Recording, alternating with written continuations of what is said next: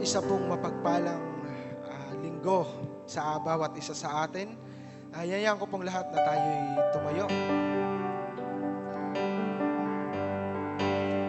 At sa ating pong pagsisimula, tayo po ay manalangin sa Diyos. Hallelujah, Jesus. Hallelujah. O Diyos na makapangyarihan sa lahat, patuloy po na kami nagpupuri. Patuloy kami nagpapasalamat sa panibagong buhay, sa panibagong umaga, O Diyos, na pinagkaloob niyo po sa amin. Dalangin po namin, Panginoon, na sa aming pagpupuri, sa aming pagsambit ng mga awitin, O Diyos, patuloy na mahalugod ka sa lahat ng ito. Maitaas ang iyong banal na pangalan. Madakila ka, Panginoon. Salamat po, Diyos, sapagkat nagkaroon na naman kami ng pagkakataong makapagpuri sa iyo ng sama-sama, O Diyos. Salamat, Panginoon, sapagkat patuloy ng bawat isa sa amin ay pinoproteksyonan mo at inilalayo sa anumang banta ng sakit, Panginoon. Maraming salamat po, Diyos, sa pagpapalang aming tatanggapin sa iyong presensyang aming mararanasan sa umagang ito. Salamat po, Panginoon. Sa iyo po namin tinataas ang lahat na ito at sa iyo namin iniaalay ang aming mga buhay. Purihin ka po, Diyos, sambahin ka. Ito po ang aming samot dalangin sa makapangyarihang pangalan ng aming Panginoong Yesus. Amen.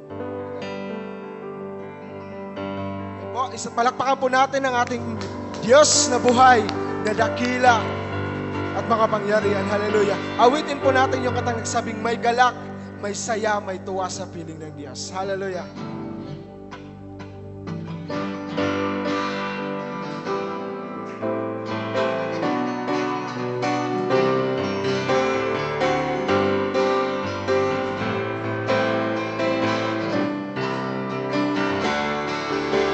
Galak, may saya, may tuwa sa piling ng Diyos, sapagkat hirap ng puso ay naglalaho.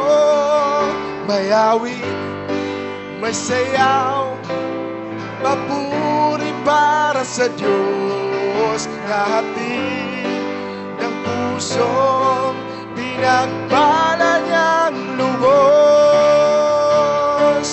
Handog niya ay kalbaan, handog niya ay kagalakan, handog niya ay kalakasan sa bawat pusong napapagal. Kaya ang awit ng papuri ng pasasalamat at ang awit ng pagsamba ay para lang sa Kanya. Isang pa, may galak, may saya, may tuwa sa piling ng Diyos, sapagkat ang puso ay naglalaho. May awit, may sayaw at papuri para sa Diyos natin ng puso, pinagpala niyang lubos. Handog niya ay kapayapaan, handog niya ay kagalakan, handog niya ay kalakasan sa bawat pusong napapagal. Kaya ng awit ng papuri, awit ng pasasalamat at ang awit ng pagsamba ay para lang sa Kanya. Handog niya ay kapayapaan, handog niya ay kagalakan, handog niya ay kalakasan sa bawat pusong napapagal. Kaya ang awit ng papuri, awit ng pasasalamat at ang awit ng pagsamba ay para lang sa Kanya. At ang awit ng pagsamba ay para lang sa Kanya. At ang awit ng pagsamba lang sa Kanya. mahal ka namin, Panginoon. Mahal na mahal kita, Panginoon. Mahal na mahal kita, Panginoon. Kailan ay di kita ipagpapalit, pagkat sa piling mo'y langit.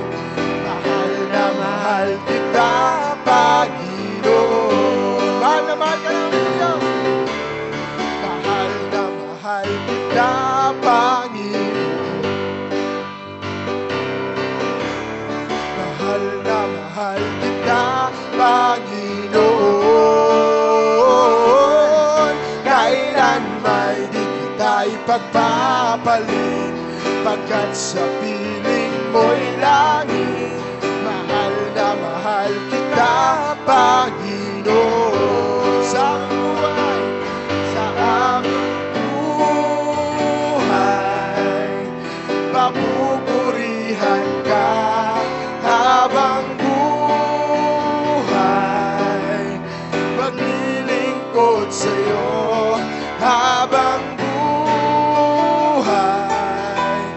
Pag-ibig ko sa'yo'y iaalay habang buhay.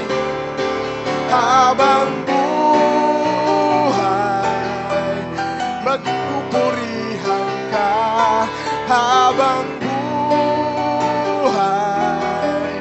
Maglilingkod sa'yo habang buhay. Pag-ibig ko sa'yo'y iaalay. Mahal na mahal kita, Panginoon. Yes, Lord, mahal na mahal ka namin, Panginoon. Mahal na mahal kita, Panginoon.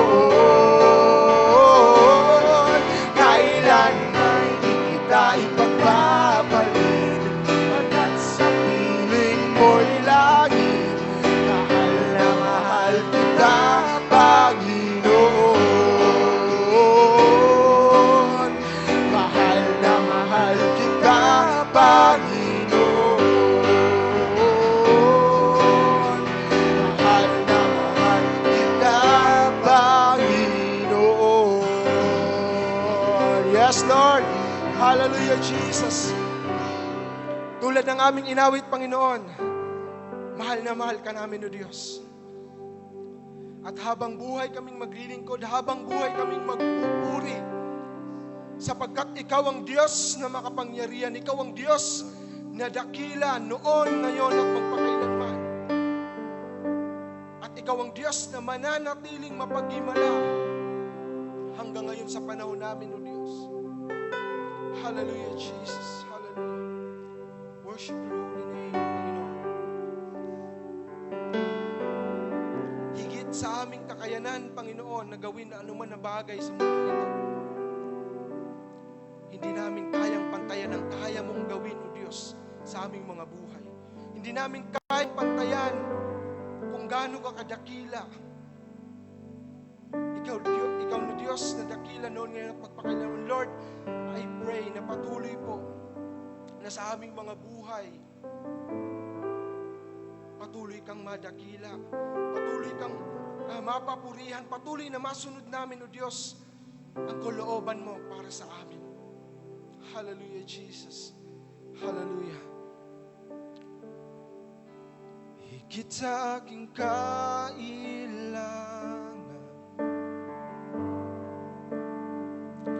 higit sa aking karanasan,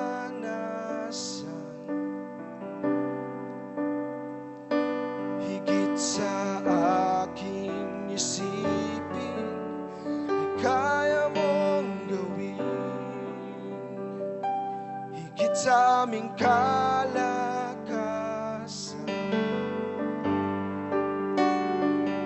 ni minsan ay hindi nagkulang.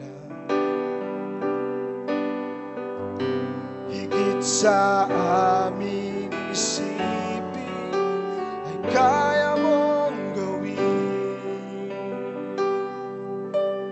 Bawat araw ko ay hawak mo,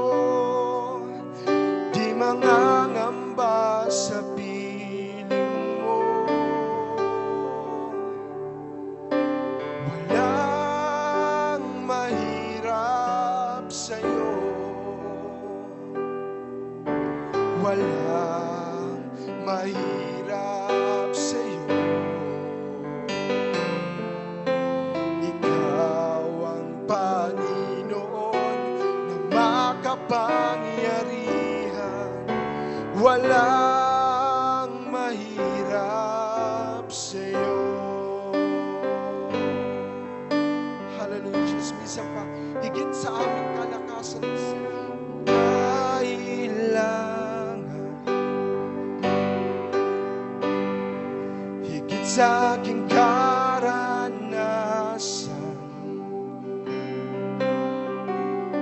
higit sa aking isipin ay kaya mong gawin, higit sa aking kalakasan. Ni minsan ay hindi nagkulang,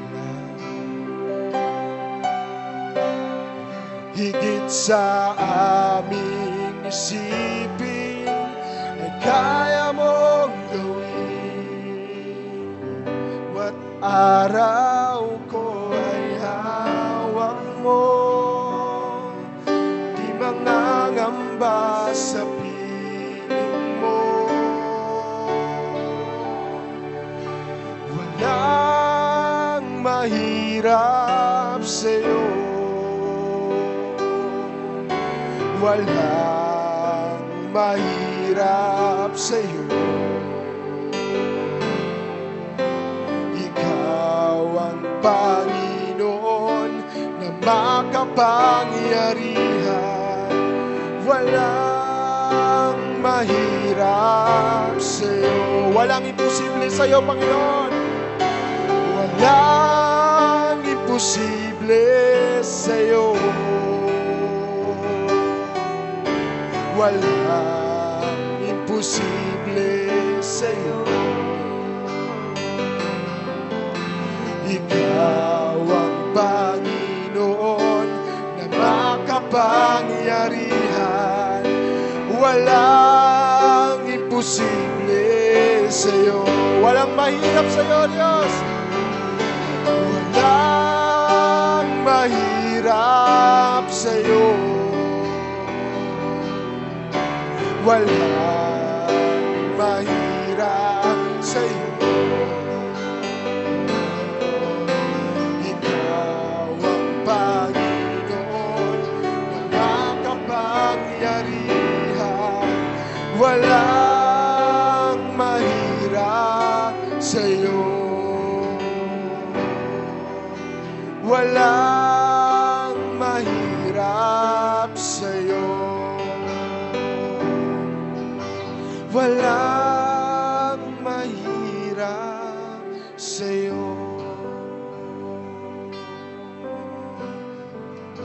Hallelujah, Jesus. Tunay nga, O Diyos, na walang mahirap sa'yo. Walang imposible sa'yo, Panginoon. Sapagkat Ikaw ang Diyos na makapangyarihan. Ikaw ang Diyos na patuloy na gumagawa. Ikaw ang patuloy na gumagabay sa amin, Panginoon. Hallelujah. Hallelujah. Sapagkat Ikaw ang Diyos na dakila, aming tunay na kaibigan, ang aming sandigan. Hallelujah, Jesus. Hallelujah. Hallelujah, Lord. Napakadakila mo, Panginoon. Oh, Jesus, dakila ka. Katangi-tangi ka. Buhat nang ika'y makilala, ang buhay ko'y lubos mong pinagpala. Dahil sa biyaya mo ay naligtas ako. Sa puso ko'y tunay kang nag-iisa. Sa mundong ito'y wala kang kapara.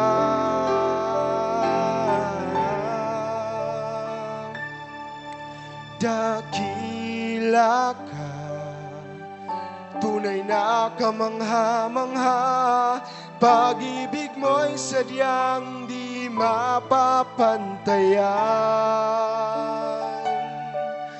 Tunay na kaibigan, matibay na sandigan, kaya't papuri at pagsambay tanging sa'yo lamang iaalay.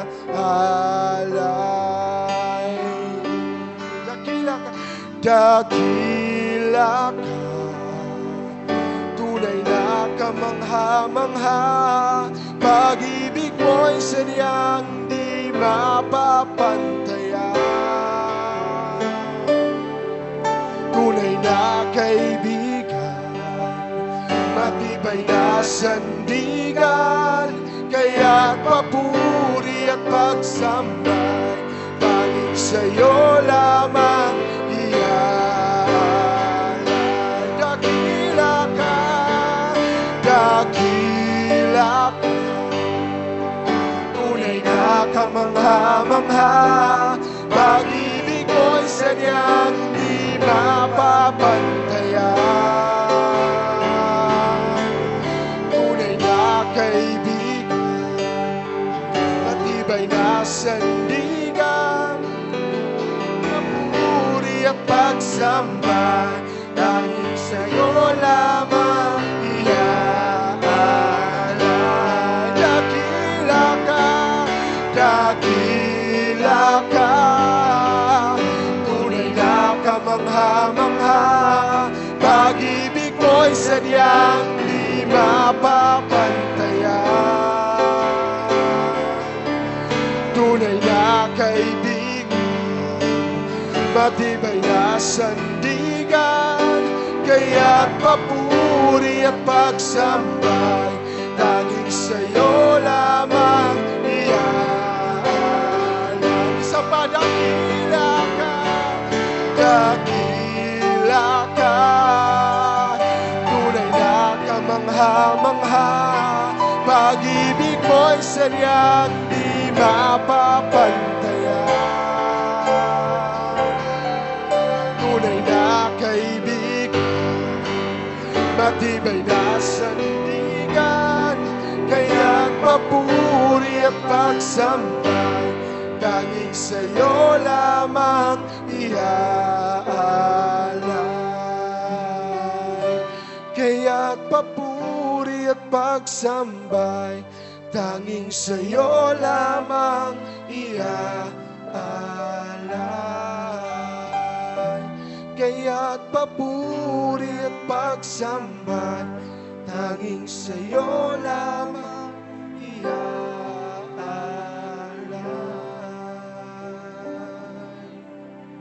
Hallelujah. Hallelujah, Jesus. Gaya ng aming inawit, Panginoon, ang aming papuri at pagsamba ay tanging sa iyo lamang namin iaalay. Ikaw, Jesus, ang aming matibay na sandigan. Ikaw, Jesus, ang aming matunay na kaibigan. Hallelujah, Jesus. Hallelujah. Hallelujah. Wala kaming ibang inaasahan, Panginoon, kundi tanging ikaw lamang, O Diyos. Ikaw na dakila, ikaw na makapangyarihan, ikaw na Diyos na mapaghimala. Patuloy po, Diyos, na sa aming pagpupuri, patuloy na malugod ka, O Diyos. Sa aming pagtanggap ng iyong salita, patuloy na turuan mo ang aming mga puso. Maging bukas ang aming isipan, Panginoon, sa iyong kalooban. At wala kaming ibang nais, kundi maitaas at malugod ka sa aming mga buhay, Diyos. Lord God, sa aming pagpapatuloy sa gawain na ito, wala kaming ibang nais, kundi ang kalooban mo ang siyang mangyari, Panginoon. Let your will be done, O God. Salamat po, Panginoon, sa buhay. Salamat, O Diyos, sa kalakasan. Salamat, Panginoon, sa pagkakataong kami makapagpuri ng sama-sama sa iyo. Patuloy po na tinataas namin ang aming mga buhay, tinataas namin ang pagpapatuloy ng gawain nito. Walang iba kundi tanging sa iyo lamang, Panginoong Jesus, na aming Diyos, na aming Panginoon na pinaglilingkuran. Maraming salamat po, Panginoon, sa lamang namin tinataas ang papuri, ang pasasalamat sa ngalan ng aming Panginoong Jesus. Amen. Amen.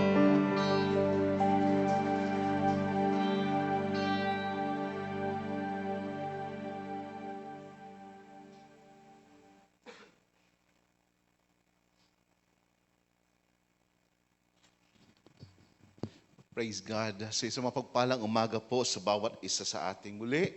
At tunay po na napakaganda ng umaga na ginawa ng Panginoon. And tunay po na ngayon patuloy ho tayong magpasalamat sa kanyang katapatan at kadakilaan na patuloy pong nahahayag. Tayo po bilang mga Kristiyano ay nabubuhay po tanging sa biyaya ng Diyos na buhay. At ang biyayang ito ng Panginoon ay patuloy pong nananagana sa bawat isa sa atin. So praise God.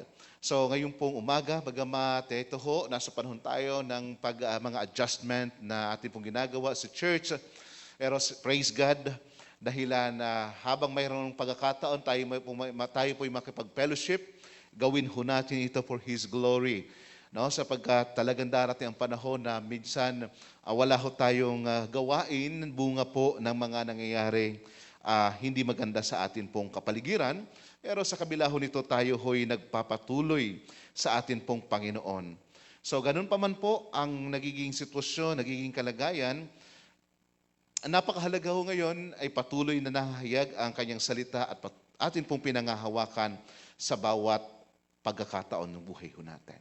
Praise God. Ngayon pong araw na ito, no, halos nag-celebrate tayo ng Mother's Sunday, Mother's Day. So, Happy Mother's Day po sa mga nanay ho natin dito sa church.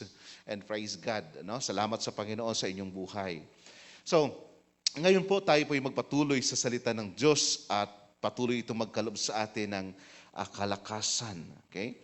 So, at sa atin pong pag-aaral dito po sa Book of Ephesians at halos po ito'y patapos na pag-aaral, napakagandang makita ho natin kung paano inumpisahan ni Apostle Paul ang talatang ito. Inumpisahan ni Apostle Paul na maipakita sa atin na tayo ho'y at pinagkalooban ng Panginoon ng panibagong pagkakakilanlan. Hindi na kagaya nung dati ho tayo'y identify na mga patay sa harapan ng Diyos. Dati ho halos wala ho tayong kakayanan na maligtas sa sarili ho nating kalakasan. So, tanging biyaya ng Diyos. So, dati, yung kalagayan ho natin ay kahabag-habag. At ito'y napakahalagang makita ho natin, yung kalagayang ito sa harapan ng Panginoon. No? Na tayo'y kahabag-habag sa kanyang harapan at talaga hong wala hong kapag-apag-asa. Maliban na lang na tayo'y abutin ng Diyos, tayo'y maligtas sa pamagitan ng biyaya ng Panginoon. So ipinakita nga ni Apostle Paul na tayo ngayon ay nasa ilalim ng biyaya ng Panginoon. At walang sino man makapagsasabi na dahilan sa aking gawa, ako ay naligtas. Walang sino man makapagsasabi dahilan sa aking mga naabot sa buhay, ako ngayon ay eto kalugod-lugod sa harapan ng Diyos. Wala ho ni sino man. Tanging ito ho'y nasa ilalim lamang ng biyaya ng Panginoon. Ang buhay ho natin nasa ilalim ng kanyang biyaya. Napakaganda pag-usapan ng biyayang ito, no? Nakaloob ng Panginoon. Maging sa ating mga tahanan, nandoon yung biyaya ng Diyos. No? Maging sa marriage, nandoon yung biyaya ng Panginoon. Maging sa pamumuhay sa bawat araw, ito'y biyaya ng Panginoon. At ngayon pong umagang ito, maging sa laban na meron ka, nasa ilalim ito ng biyaya ng Diyos na buhay. Mula ho dito sa Ephesians chapter 6, verse 10 to 20, bagamat napakaraming pagkakataon na i-present ho natin ito, na ipangaral natin ang Ephesians chapter 6, verse 10 to 30, subalit tingnan ho natin ngayong umaga, yung pananagumpay na meron ho tayo sa ilalim ng biyaya ng Diyos. So bawat isa sa atin ay mayroon pong battle, mayroon pong laban na pinagdaraanan. So iba't iba ho. Subalit uunawain ho natin, base ho dito sa konteksto ng talatang ito. Hindi yung laban na meron ka ngayon na kung ano pa man, kundi mula ho dito sa salita ng Diyos, makita natin yung pinakang liwanag nito, no? Pinakang liwanag ng talata, bakit ito inihayag ni Apostle Paul. At ngayon naman na tayo mananampalataya, paano natin kinakaharap ang mga laban na meron ho tayo. So, Ephesians chapter 6, verse 10 to 20, ganito po ang sinasabi ng talata mula ho dito sa Ephesians 6, verse 10 to 20. Sa wakas, magpakatibay kayo sa pamamagitan ng inyong pakikipag-isa sa Panginoon at sa tulong ng dakilang kapangyarihan niya. isuot ninyo ang baluting kaloob ng Diyos upang mapaglabanan ninyo ang mga lalang ng dyablo. Sapagkat ang kalaban natin hindi ang mga tao, kundi mga pinuno, mga may kapangyarihan at mga tagapamahala ng kadilimang namamayani sa sanlibutan ito, ang mga hukbong espiritual ng kasamaan sa himpapawid. Kaya't isuot ninyo ang baluting mula sa Diyos, sa gayon makatatagal kayo sa pakikipaglaban pagdating ng masamang araw na iyon. At pagkatapos ng inyong pakikipaglaban ay matatag pa rin kayong nakatayo. Kaya't maging handa kayo. Gawin ninyong bigkis ang katotohanan, itakip sa dibdib ang baluti ng pagkamatuwid at isuot ang panyapak ng pagiging handa sa pangangaral ng mabuting balita ng pakikipagkasundo sa Diyos. Taglayin ninyong lagi ang kalasag ng pananalig kay Kristo bilang pananggat pamatay sa lahat ng nagliliyab na palaso ng masama. Isuot ninyo ang helmet ng kaligtasan at kunin ninyo ang tabak na kaloob ng Espiritu sa makatuwid ang salita ng Diyos.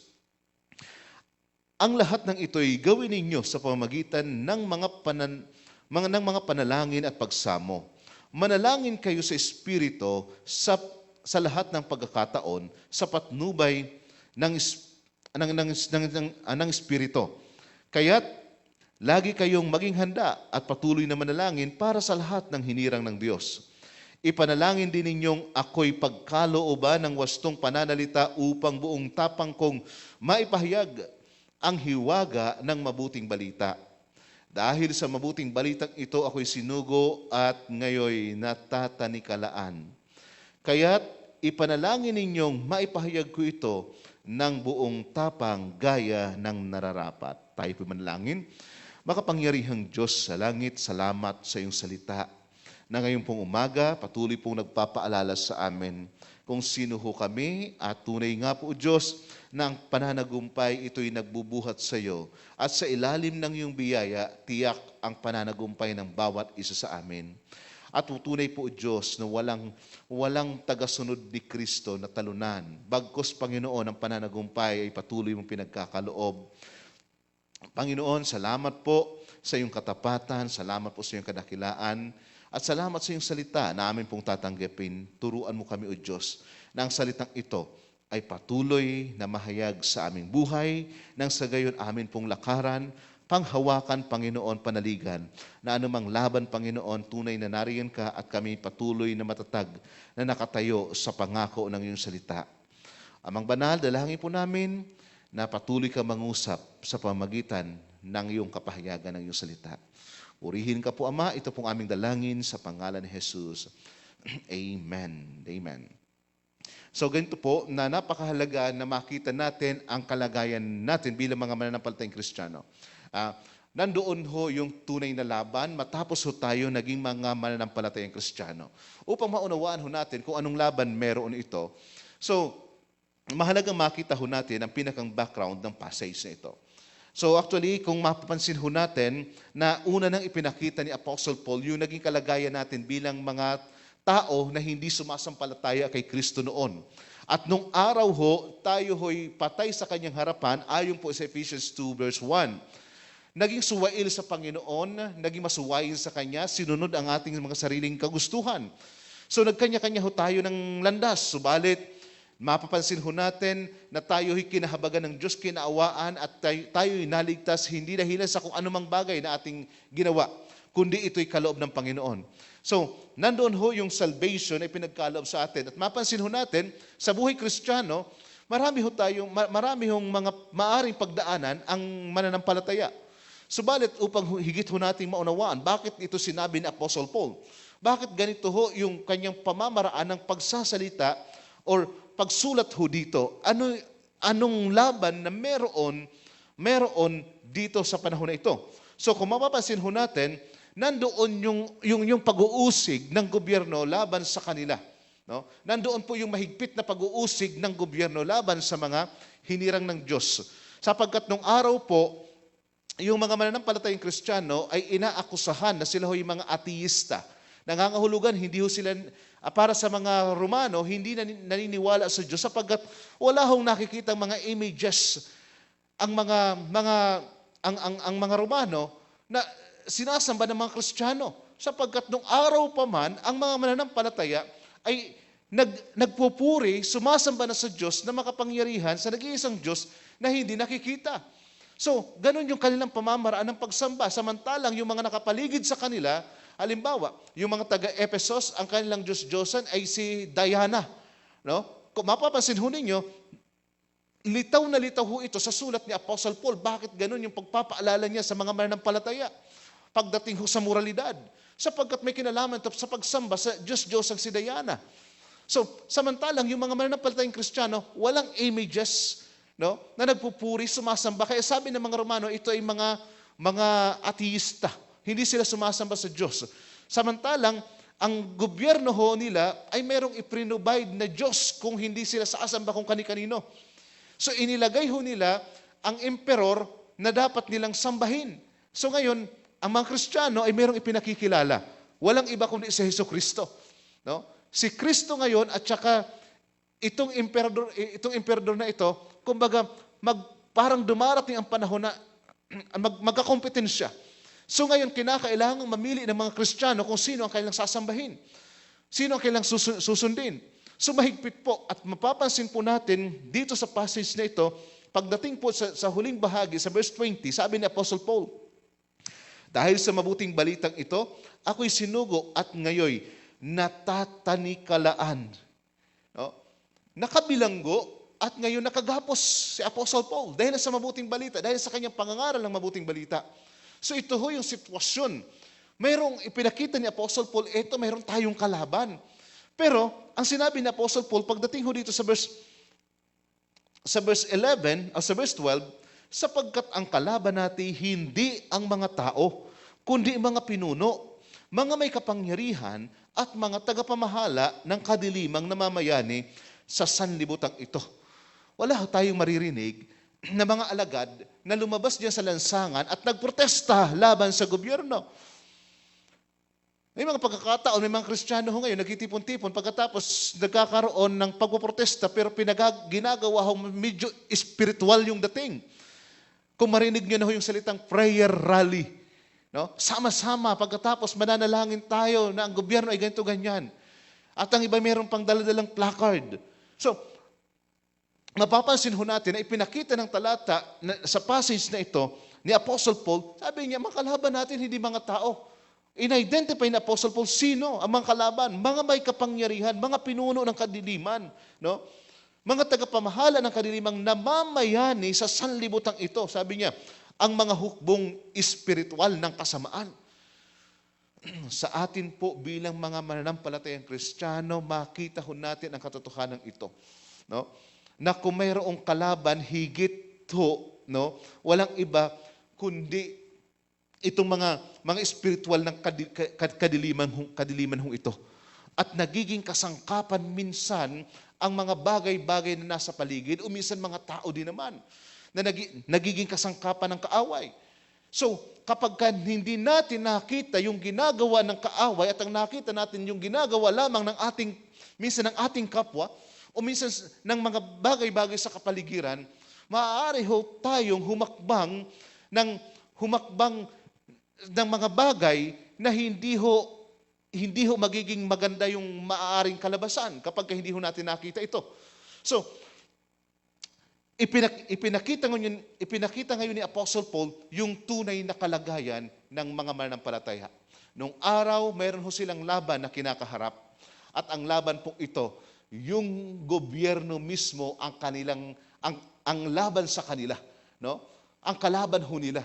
Subalit, hindi ho in-advise ni Apostle Paul na sila ho'y mag-alsa laban sa gobyerno. Bagkus ipinakita ni Apostle Paul na ang tunay na kalaban ay ang mga bagay na ang mga kapamahalaan, kapangyarihan na namamayani, spiritual na namamayani sa sanlibutan ito. So dito ho, makikita natin, no, bilang mga Kristiyano na ang kalaban ho natin ito, walang iba kundi ang dyablo. no? Na nagiging kasangkapan lamang. So, paano ho natin ito mapagtatagumpayan? So, kumbaga, ibang-iba yung laban, maaaring yung laban noon at laban natin ho sa kasalukuyan. No?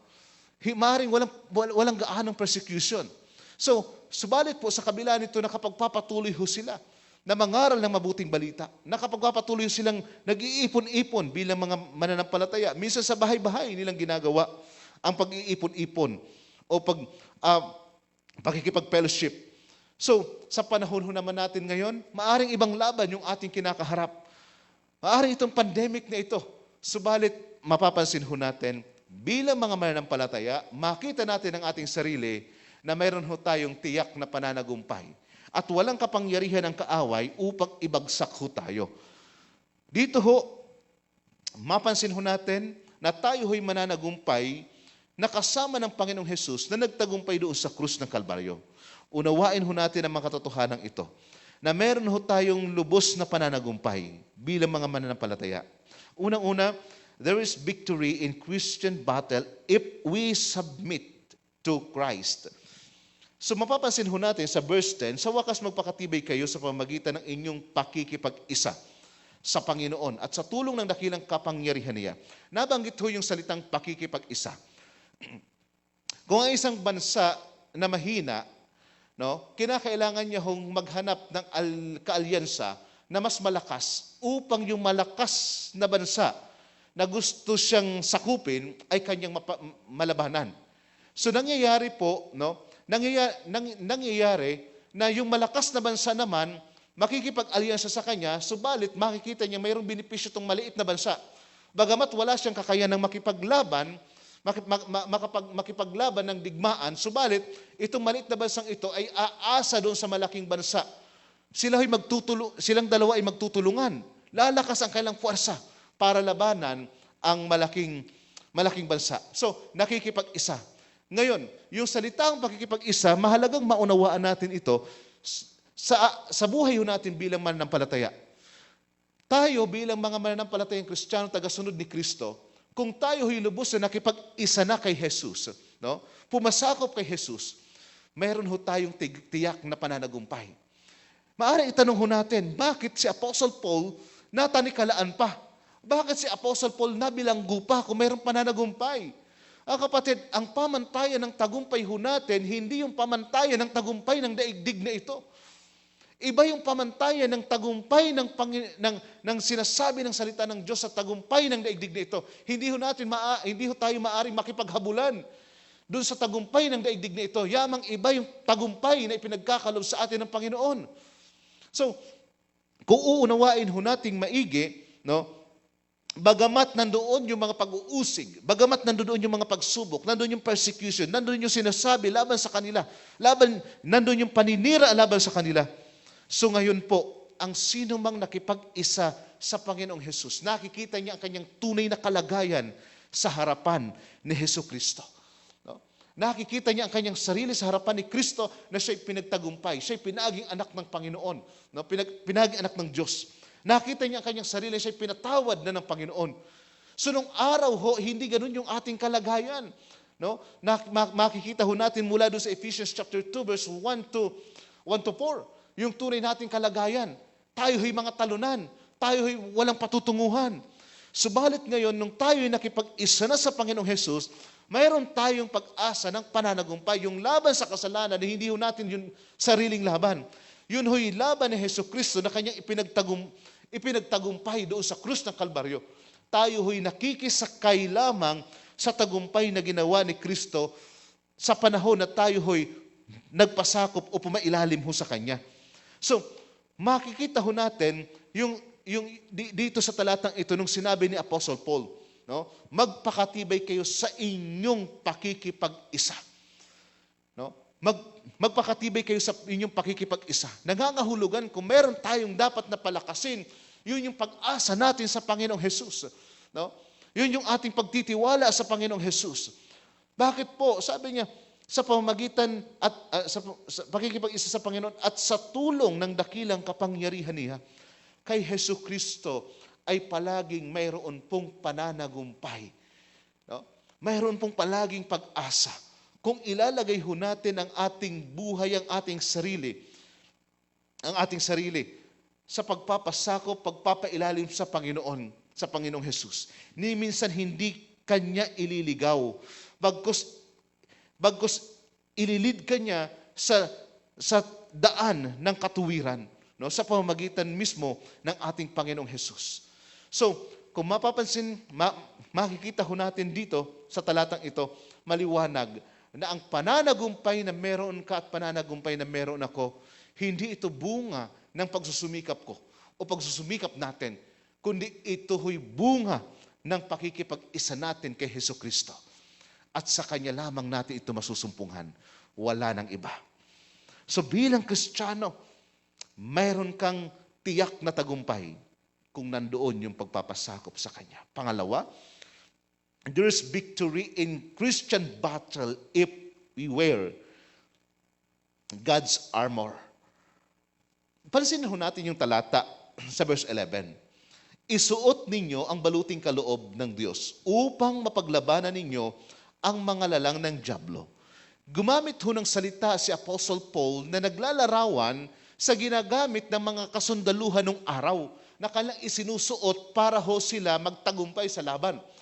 No? So hindi lamang sariling sikap at galing, kundi kailangan nila yung armor. Kasi kung hindi ho nila ito isusuot, maaaring kung mailagay ho sila sa front, umpisa pa lang ng digmaan, mawala na sila ng ulo, mawala ng kamay, o tamaan na sila ng palaso sa kanilang dibdib. Kung hindi ho nila ito suot-suot. No? So, inilagay niya sa isang halimbawa, no, yung kalagayan nating bilang mga mananampalataya, na sabi niya, isuot ninyo ang baluting kaloob ng Diyos. So mapapansin ho natin, ano yung mga baluting kaloob na ito? Actually, binanggit ho sa mga sumusunod talata. Okay? Pero, tingnan ho natin sapagkat maliwanag na binanggit ni Apostle Paul, sabi niya, upang mapaglabanan ninyo ang mga lalang ng dyablo. Ibig sabihin, mga gawa ng dyablo. No? Ano-ano yung mga gawa ng dyablo? Okay? Samot-sari po. Kung mapapansin ho natin kung bakit niya sinabi ni Apostle Paul, yung baluting kaloob na dapat ho nating isuot. So, tingnan ho natin. Magmula ho sa 13, sabi niya, kaya't isuot ninyo ang baluting kaloob na mula sa Diyos, sa gayon makatatagal kayo sa pakipaglaban pagdating ng masamang araw na iyon. Pagkatapos ng inyong pakipaglaban ay matatag pa rin kayong nakatayo. Kaya't maging handa kayo. Gawin ninyong pamigkis ang katotohanan. At ang katotohanan pong ito yung dapat ho nating tinataglay. Ito yung dapat ho nating palaging daladala. At ito rin yung nakikita ho sa atin. No? The way na ating ginagawa, no? The way na ating sinasabi, the way na inihahayag ho ito ng ating buhay. No? So, napakahalaga ho ng katotohanan ito na tinataglay ho natin. Bakit po? Darating kasi ang panahon, anuman ho ang gawin ng kaaway na paninira sa atin, taglay mo pa rin ang katotohanan. Bagamat may mga taong galit sa katotohanan, ito isang katotohanan, no? May mga taong galit sa katotohanan, sapagkat minsan yung katotohanan, ito ho'y laban sa kanilang ginagawa.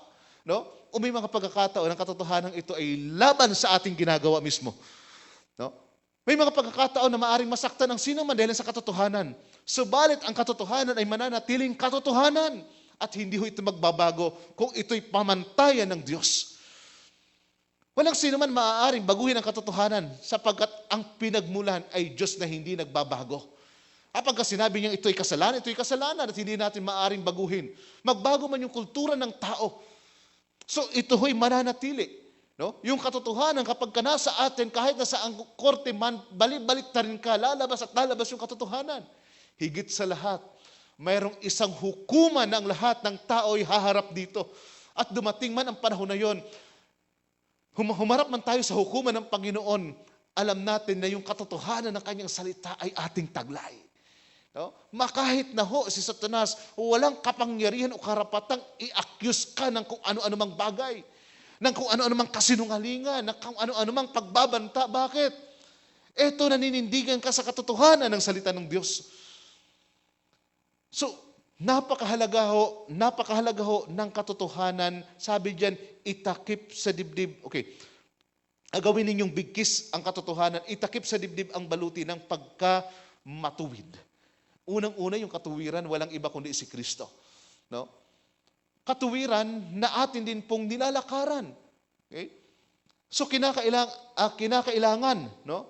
Napakahalaga nito, isuot ang panyapak ng pagiging handa sa pangangaral ng mabuting balita ng pakikipagkasundo sa Diyos. No? Taglayin ninyo lagi ang kalasag ng pananalig kay Kristo. Ito'y bilang mga mananampalataya, kailangan ho natin. Ang dami ho natin pinagdadaanan sa buhay. Ang dami natin kinakaharap. May mga pagkakataon sa buhay ho natin, masyado minsan nagiging focus ho tayo, no? Nagiging focus ho tayo sa kung anumang sinasabi ng ibang tao na paninira laban sa atin. At kapag naging focus ho tayo doon sa mga kasiraang yon, no? Tiyak ho na hindi magtatagal, tayo ho'y babagsak. Subalit kung tayo ho'y titingin sa Panginoon at titingnan natin yung biyaya ng Panginoon sa atin, walang anumang paninira ng kaaway ang maaari ikabagsak mo. Bagkus patuloy kang tatayo at tatayo dahilan sa iyong pananalig kay Kristo at ang pag-asa mo nasa Panginoon. At ang higit mong nakikita, mas kilala ka ng Panginoon kaysa kung sino pa man sa daigdig na ito.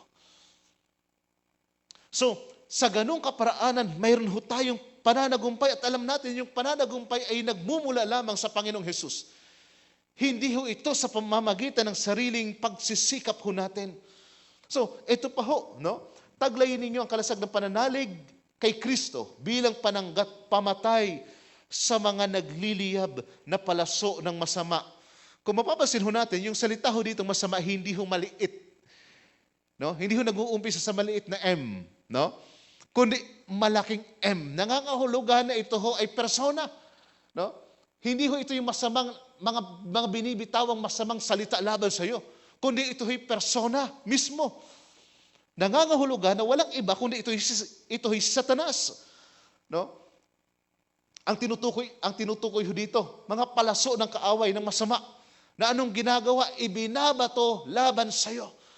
Okay? So, anong mangyayari? No? Anong mangyayari kapag nandun yung pananalig sa Panginoon? Ano man ang sabihin ng kaaway laban sa iyo, para sa iyo wala nang kwenta yon sapagkat eto, nakakapit ako sa Panginoong Hesus. Eto ang pananalig ko kay Kristo. Walang tunay na Kristiyano ang hihinto dahilan lamang sa kung anumang mga panggugulo ng kaaway sa kanyang buhay. Walang tunay na Kristiyano ang bigla na lang mawawala, no? Bigla na lang magsasabing, ayaw ko na, no? Dahilan lamang sa kung anumang bagay na maaaring marinig niya laban sa kanya. Sapagkat ang kanyang tuon, ang kanyang paningin, na kay Hesukristo lamang na pinagmula ng kanyang pananampalataya. So, sa ganung kaparaanan, ang Kristiyano ay mananagumpay kung ang kanyang pananalig ay lubos na kay Jesus. Hindi sa kung anumang bagay na kaugat. Sapagkat maraming nagpaumpisa sa pagiging Kristiyano, subalit hindi ho nagtagal na wala ho sila. Ano ang dahilan? Kung saan-saan nakatingin, kung saan-saan nakapokus, kung ano-anong pinagagawa na hindi naman pinagagawa ng Panginoon. So dumating ang panahon na hindi na nakapagpatuloy pa, bumagsak sa kanilang pananampalataya at minsan magtatanong, bakit ganito ang nangyayari sa buhay ko? Bakit nagkakagulo-gulo ang buhay ko? Bakit ang dami kong pinagdaraan ng kahirapan sa buhay? Hindi mo na alam kung saan ang iyong patutunguhan sapagkat wala ka na sa lugar ng Panginoon. Nawalay ka. So ito ho yung kalagayan ng isang Kristiyanong mananagumpay, no? Ang isang Kristiyanong mananagumpay, ang kanyang pag-asa at pananalig tanging na kay Kristo lamang. At walang anumang bagyo sa buhay, walang anumang pagsubok o pagtutuwid, pagtuturo ng Panginoon, o anumang salita o maging gawa ng kaaway ang maaari makapagpabagsak sa kanya. Bagkus siya'y patuloy na nakatayo, sapagkat matibay ang batong kinatatayuan niya. Walang iba kundi si Hesukristo. Isuot ninyo ang helmet ng kaligtasan at kunin ninyo ang tabak na kaloob ng Espiritu. Sa makatuwid ang salita ng Diyos. Halos palagi kong hamon na pag-aralan, basahin ang salita ng Diyos, no? Manatili sa salita ng Diyos, ipamuhay ang salita ng Diyos. Bakit po? Anumang mga pagsubok, anumang kasinungalingan ng kaaway, anumang pagbabanta ng kaaway, wala kang ibang paghuhugutan ng katotohanan kundi ang salita ng Diyos. Minsan kapag hindi mo alam ang salita ng Diyos at hindi mo pinanghawakan, nilakaran ang salita ng Panginoon, kapag umatake ang kaaway sa kanyang mga kasinungalingan, titingnan mo na yung kasinungalingan ng kaaway ay mukhang totoo. No? Anong ginawa ng dyablo o ng ahas kay Eva? No? Pinaniwala niya sa kasinungalingan at namukhang totoo yung sinabi ng ahas. Mas higit niya pinaniwalaan yung sinabi ng ahas kaysa sinabi ng Diyos. Anong nangyari? Hanggang ngayon, ang kasalanan ay nananalaytay dahilan sa isang kamalian.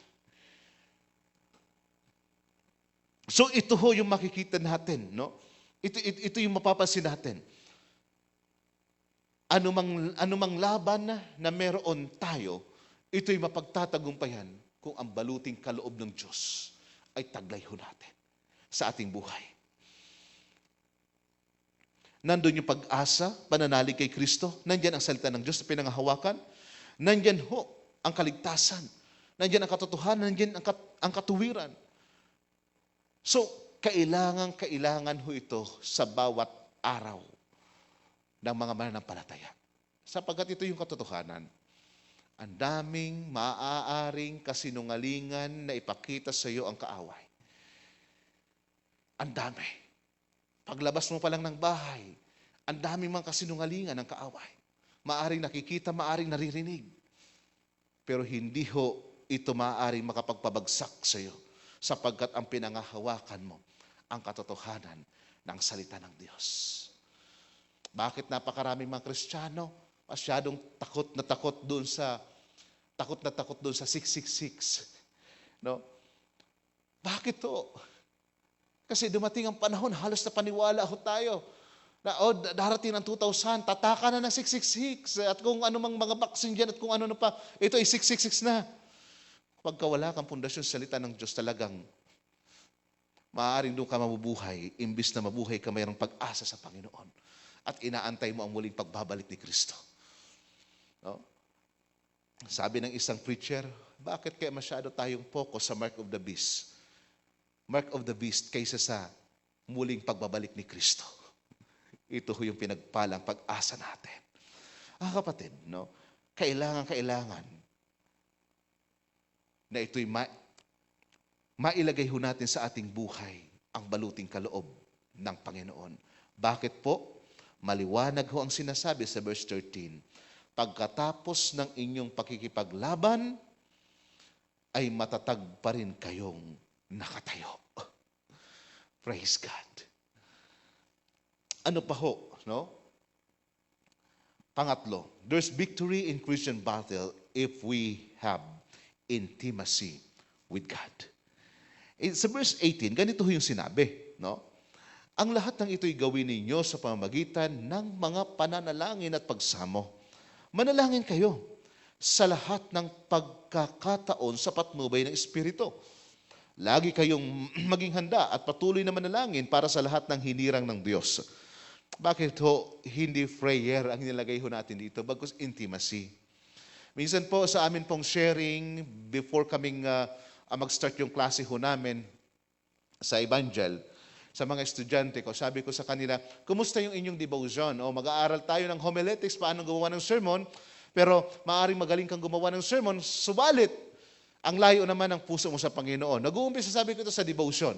Kumusta ang devotion mo? Okay, mayroong ilang nagsabi, Pastor, nagagawa ko yung devotion dahil nagbakasyon kami, medyo abala, minsan hindi ko nagagawa. Mayroong isang nagsabi, sabi niya, Pastor, actually, walang problema sa akin ang devotion. Araw-araw kong ginagawa yung devotional. Day and night nagbabasa ako ng Bible. Ang problema ko lamang, Pastor, nagdi-devotion ako, may mga panahon na malayo ang puso ko doon. No? May mga pagkakataon sa buhay natin na minsan ito'y ritual na ginagawa ho natin. Pero ang totoo, ang layo naman ng presence ng Panginoon sa atin. So, maaari kang manalangin sa Panginoon, pero ang layo naman ng isip mo sa Panginoon mismo. Maaari nagsasalita ka ng mga bagay-bagay na inilalapit mo kay Lord, pero ang layo naman ng ng iyong kalooban sa Panginoon. So, napakahalaga po kasi, unang-una, mag-umpisa ito doon sa intimacy natin kay Lord. No? Higit pa ito sa salitang pagiging malapit ho natin sa Kanya. Kundi yung buhay ho natin umiikot sa Panginoon. At sa lahat ng pagkakataon, marunong ho tayong tumawag sa Kanya.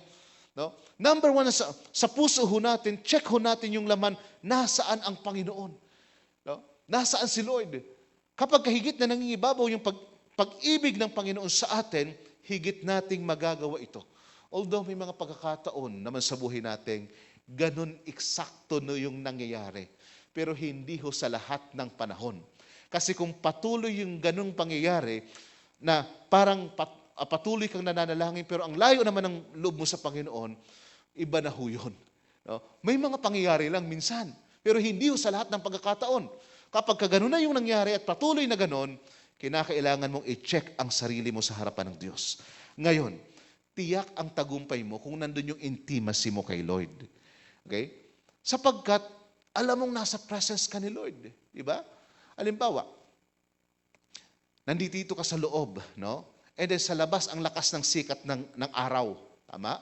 Paglabas mo dyan, halos kailangan magpayong para hindi ka tamaan eksakto ng araw. So ngayon, bakit hindi mo nararamdaman ang masyadong init ng panahon? Bagamat masyadong napakainit sa labas. No? Bakit hindi mo masyadong nararanasan? Sapagkat andito ka ngayon sa loob. Napoprotektahan ka. No? Napoprotektahan ka ng wall, napoprotektahan ka dahil mayroong bubong. No? Nandun yung protection. So hindi mo ramdam yung masyadong init o direktang tama ng araw sapagkat andito ka sa loob. Pero pagka lumabas ka dito, mag-uumbisang maramdaman mo ang sobrang init at agad-agad naghahanap ka ng sasakyan para makasilong sa medyo magandang lugar. No? So, ganun din naman, kapag wala ka sa presensya ng Panginoon, ramdam mo yung kung anong ginagawa ng kaaway sa buhay mo. Ramdam mo yung kung anong pinagsasasabi ng kaaway laban sa buhay mo. Ramdam mo yung mga kahirapan na pinagdaraanan mo kung wala ka sa ilalim ng presence ni Lord. Pero kapag ka nandun yung intimacy mo kay Lord, nakikipag-usap ka sa Kanya, mas higit mong ramdam yung presence ng Panginoon kaysa sa kung anong nangyayari sa labas, kaysa sa kung anong nangyayari sa paligid mo. Bagamat totoong nangyayari, pero hanggat nandun ka sa ilalim ng presensya ng Panginoon, hindi ka maaaring guluhin ng kaaway. Nasa ilalim ka ng tunay na pananagumpay. Continuous yung iyong pakikipag-usap. Bagamat may hirap man ang kalooban, wala kang ibang mapagsabihan kundi ang Panginoon. Napakahalaga ho, no? Nakausap natin palagi si Lord. At ang sabi ni Paul, sa lahat ng pagkakataon, mangyayari lamang yon kung nandun yung ating intimacy sa Kanya. At pang-apat, there's victory in Christian battle if we preach Christ.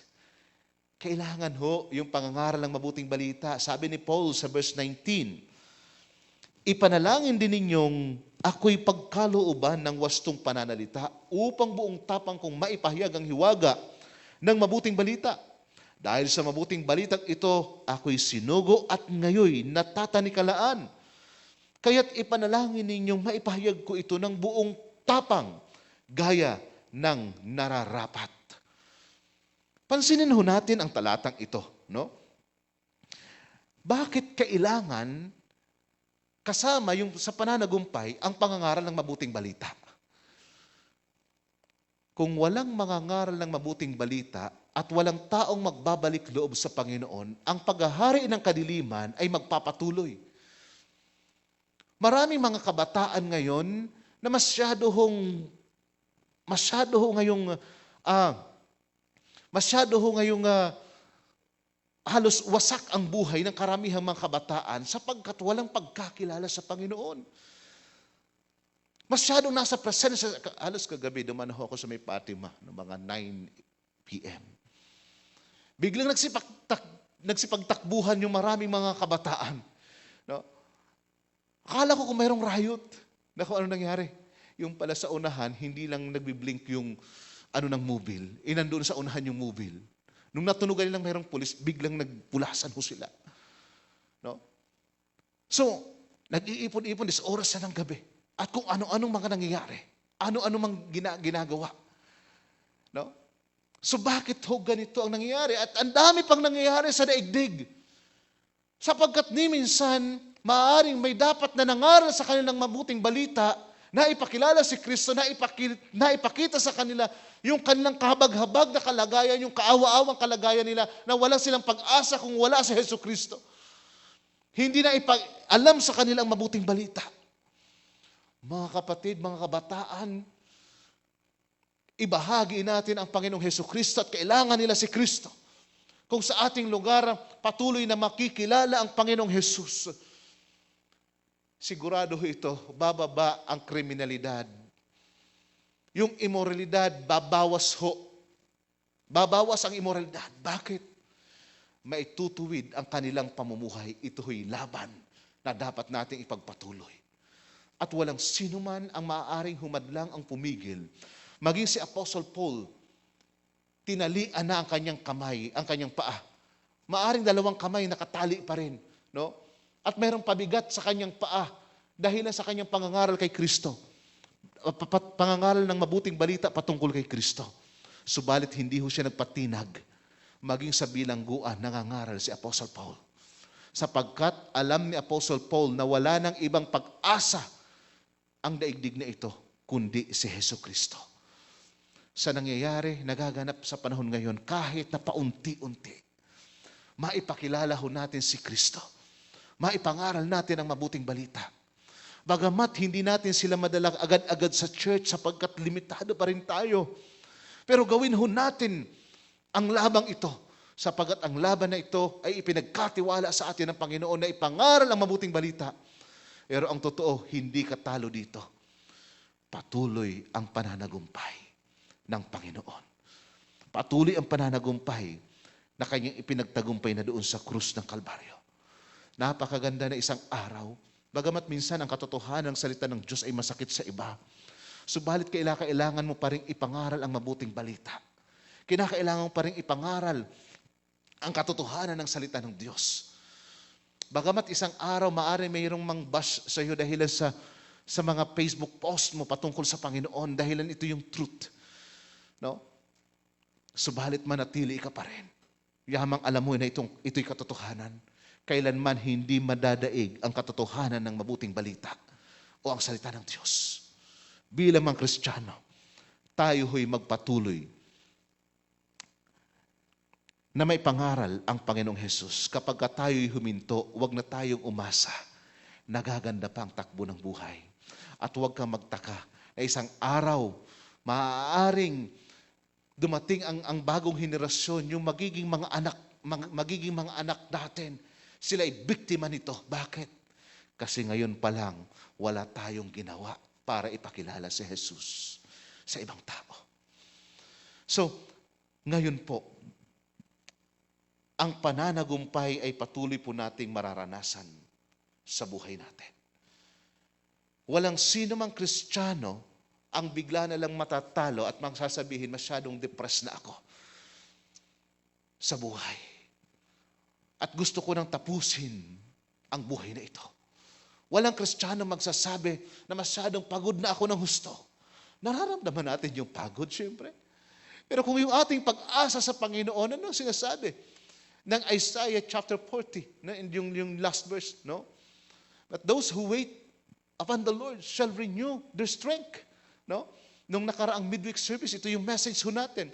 Yung salitang wait upon the Lord and yung salitang trust in the Lord ay halos ito yung magkasing kahulugan.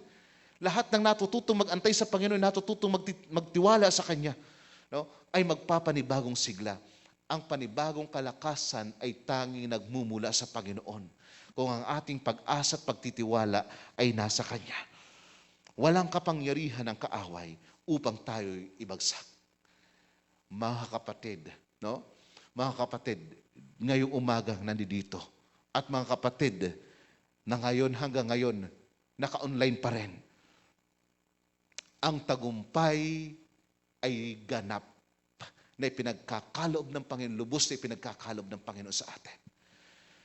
Kung makikita natin ang ating sarili na nasa ilalim ng pagpapasakop kay Hesus Kristo, nasa ilalim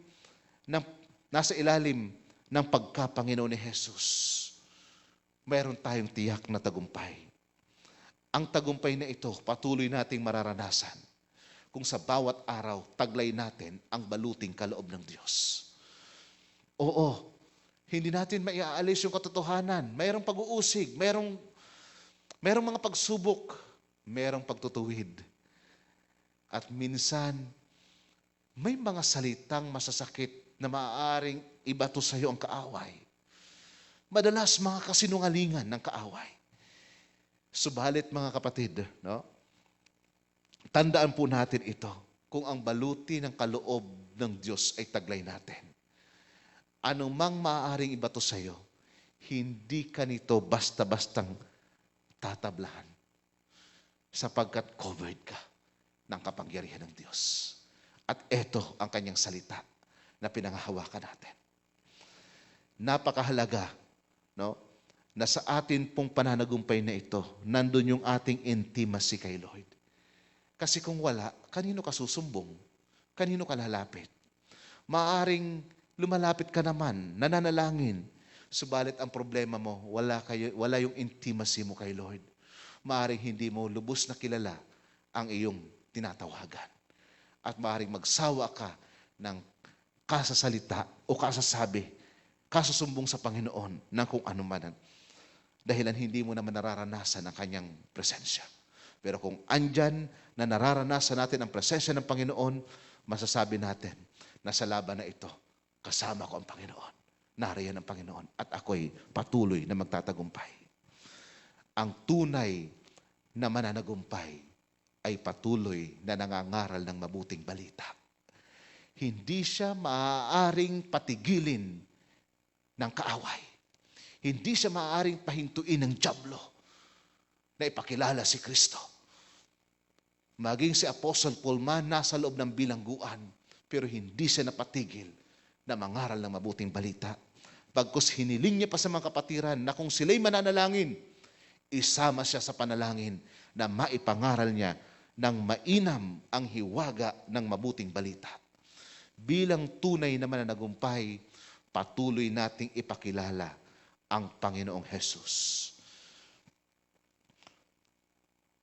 Sa araw-araw, makita natin ang ating sarili na tunay na mananagumpay.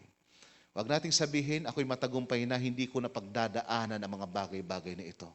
Paano natin masasabi na tayo'y tunay na mananagumpay kung hindi natin pagdaanan ang mga kahirapan na darating? Patuloy lamang tayo magiging handa. Panghawakan ang salita ng Diyos. Pasakop kay Kristo. Maaaring sa umagang ito, mayroon man tayong pinagdaraanan, hindi ko alam. Sa umagang ito, may kanya-kanya tayong laban na kinakaharap. Pero ang laban na iyan ay pinagtagumpay na ng Panginoong Hesus. Panghawakan mo ngayon ang salita ng Diyos. Panghawakan mo ngayon ang kanyang mga pangako. Pasakop kay Kristo. At panatilihin yung pakikipagniig sa Panginoon. At ang mabuting balita ay patuloy na ipangaral sa iba. Tayo pong lahat ay tumayo.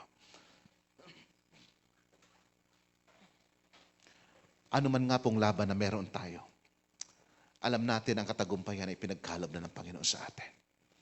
Ano man ang ating maaring pagdaanan, mayroon tayong katiyakan at pag-asa sa kanyang harapan. Walang Kristiyano na bigla na lang titigil o hihinto. Sapagkat ang pag-asa mo hindi nakasalalay sa mga bagay na nawawala. Hindi sa mga bagay na mga pansamantala. Hindi sa mga bagay na mahihina. Bagkus nasa tunay na kalakasan. Walang iba kundi ang Panginoong Hesus. Walang iba kundi ang Diyos na ating pinaglilingkuran lamang. Ikaw at ako ay nasa ilalim ng biyaya ng Diyos. Ang pananagumpay na ito ay biyaya pa rin ng Diyos sa atin. Nangangahulugan, may mga panahon na maaring hindi mo magawa yung isang bagay.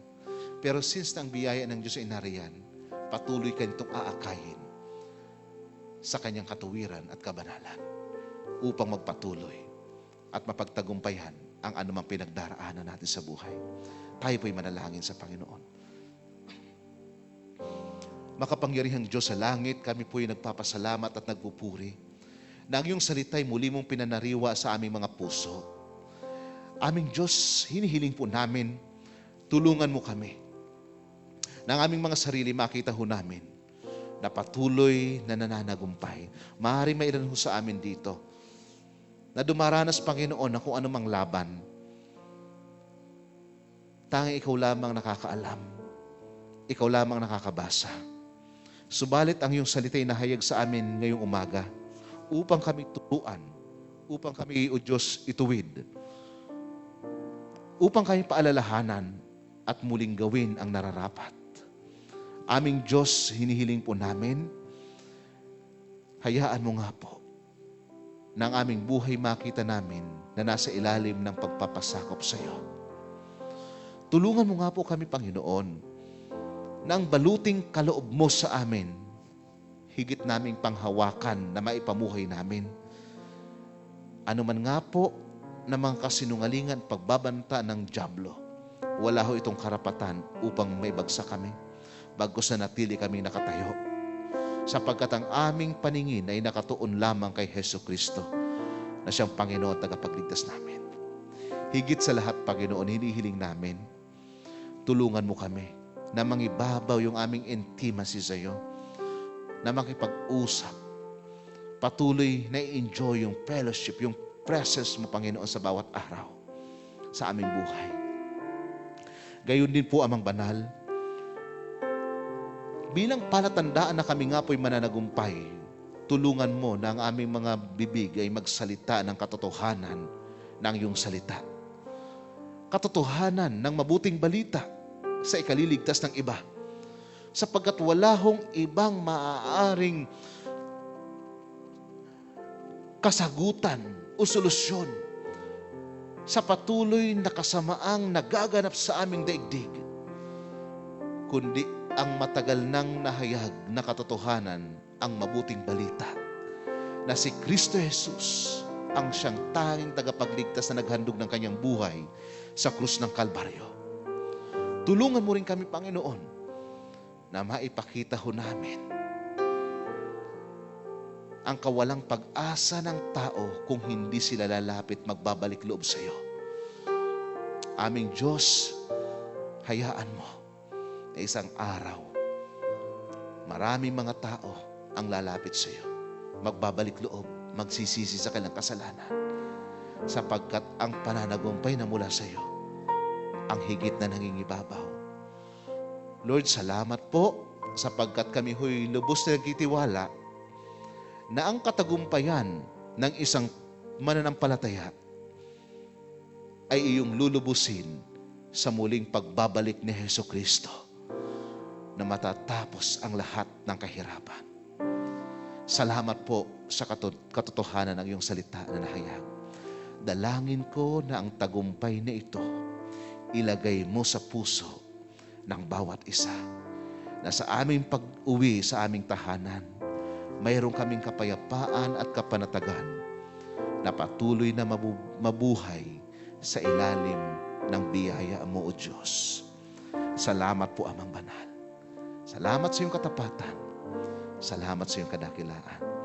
Patuloy po kaming magpupuri at magpapasalamat.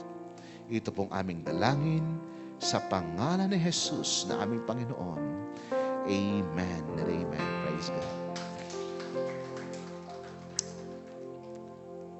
Purihin po ang Panginoon. Pasamantalaing makakaupo. So, para po sa ating mga ilang announcement, okay, yung atin pong mga tithes and offering, doon na lang natin ilagay sa offering basket. Nandyan po sa likod, ating pong paglabas. So, ngayon po, para sa ating mga mahalagang announcement, bale, wala pa ho tayong, kumbaga, wala pa ho tayong mga maliliit na fellowship dito sa church maliban ho sa Sunday service. So by Sunday, ay ganun pa rin po, first and second service, pa rin po tayo, at yung hindi pa nakapag-schedule, lalong-lalo sa mga naka-online ngayon, ay magpa-schedule. Okay? So by next Sunday, doon ho natin malalaman kung pwede na ho tayong, pwede na ho yung 15 years old below. Yamang bumababa naman ho yung kaso ng COVID dito sa Tabaco. I think kagabi, nasa 11 na lamang ho ang kaso. So ipag-pray ho natin na patuloy pa rin itong bumaba. So, hinihiling ko lamang po ang inyong pangunawa, dahilan sa mga adjustment hong ginagawa ho natin, sa kadahilanan na ayaw naman ho natin na may mga kapatid ho tayong madadamay kapag dumating din yung panahon na yon. Actually, yung atin pong National Director ng NXA, si Pastor Brian Mark, ay meron ho siyang vlog sapagkat kasalukuyan ho siyang nasa Baguio Medical Hospital na nakakonfine dahilan sa COVID. So, yung church ho nila ay nakasarado sa kasalukuyan dahil ang kinakailangan sanitize for 1 month ho sila. So, siya lang ho yung tinamaan. So, ngayon po, isang bagay ito sa dapat natin i-consider. Kaya nagkakaroon tayo ng mga adjustment. Huwag ho tayong mainggit sa ibang church na sila ho'y patuloy na may gathering, samantalang sa atin biglang natitigil. Okay? So, ang mahalaga naman, sa loob ng mga bahay, patuloy ho yung ating pong mga fellowship, pag-aaral ng salita ng Diyos, at lalong-lalo yung may mga small group na mga magkakalapit lang, ay ipagpatuloy ho ito. So, yung improvement, yung update, malalaman ho natin by next Sunday kung dapat na ba, at madagdagan din yung upuan natin dito sa loob ng church. So, yun ho yung mga titingnan ho natin mga possibility. Sa next Sunday, i-announce ho natin yung mga posibilidad ng mga fellowship. Okay? So, for now, at sa buong isang linggong ito lang muna yung ating announcement na wala pa tayong mga maging ang midweek service, online pa din po natin gagawin. So, loobin ng Panginoon, by next week, pwede na nating magawa yung mga fellowship ng kababaihan, ng kalalakihan, ng NXA. So, ipag-pray ho natin sa Panginoon. Okay? So, yun lamang po ang ilang announcement ho natin for now. And patuloy ho tayong mag-ingat at huwag ho tayong pumunta sa mga masyadong matatao at siksikan na mga lugar kasi mahirap na po. At ayaw ho nating may magkasakit sa atin. Okay? So, yun lang po ang ating mga mahalagang announcement sa ngayon. Yung mga kapatid ho natin na hindi pa rin hindi pa nila alam na meron tayong on-site. So, sabihin na lang po na magpalista kay Sister Karen. Pero I think alam naman ng lahat kasi na-post ko na sa Facebook. Okay? Yung announcement. So, yun lamang po ang mga announcement ho natin. Patuloy ho tayo magtagumpay sa biyaya ng Panginoon. Tayo pong lahat ay tumayo. Salamatan natin ng Panginoon at itaas natin sa Kanya ang buong isang linggong ito. We praise you, Jesus. I glorify your holy name, Father. Patuloy nga po kami nagpapasalamat sa katapatan mo at kadakilaan. Salamat, Panginoon, sa fellowship na ito. Salamat, O Diyos, sa kalakasan at kalusugan ng bawat isa.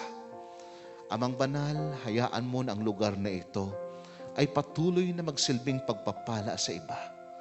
Na sa lugar na ito, O Diyos, marami ka pang tatawagin na maligtas.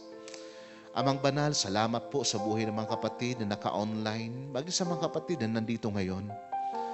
I pray, Lord, na ang buong pagpapala ng iyong salita, na nawa ay natanggap ng bawat isa, na makita namin ang aming sarili na kailanman hindi kami talunan, bagkus kami mananagumpay. Ano man nga po, O Diyos, na pagbabanta o paninira ng kaaway laban sa amin, tunay na wala itong kwenta sapagkat ang mas mahigit na mahalaga sa amin ay ang pagkakilala sa iyo at pagpapasakop sa iyong nais, sa iyong kalooban. Lord, dalangin po namin na ilayo mo ang bawat isa sa anumang mga lubhang karamdaman sa pangalan ni Jesus.